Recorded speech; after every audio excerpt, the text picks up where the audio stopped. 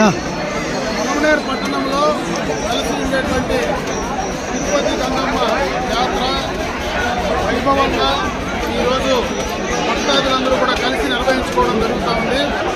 ఈ జాతర ఆనవాయితీగా దాదాపు 150 సంవత్సరాలుగా ఈ జాతర మనం పొలంనేరు పట్టణంలో నిర్వహించుకుంటూ వస్తున్నాం.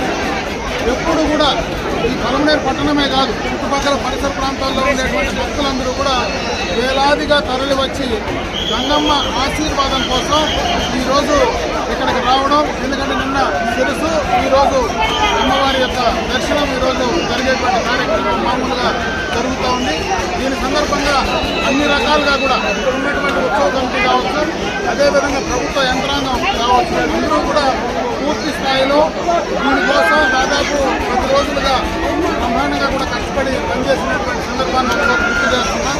ఏ భక్తులకు ఎవరికి కూడా ఇబ్బంది రాకుండా, ఏ సమస్య రాకుండా, ఎందుకంటే వేసవి కాలంలో మరి త్రాగునీటికి సంబంధించి కానీ ఈ యొక్క వేసవిలో ఎక్కువ ఎండలు ఉంటాయి కాబట్టి వాటన్నిటిపైన కూడా చర్యలు తీసుకోవడం. అదేవిధంగా చాలామంది భక్తులందరికీ కూడా ఉచితంగా ఈరోజు కలివేంద్రాలు కావచ్చు, ఉచితంగా అన్నదానాలు కావచ్చు, ఈ కార్యక్రమాలన్నీ కూడా నిర్వహించడం జరుగుతూ ఉంటుంది.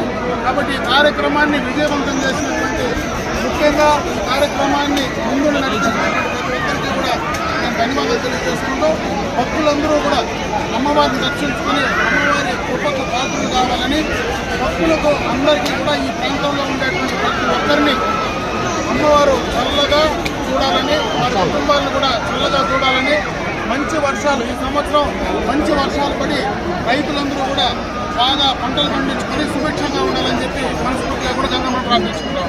చెప్పిన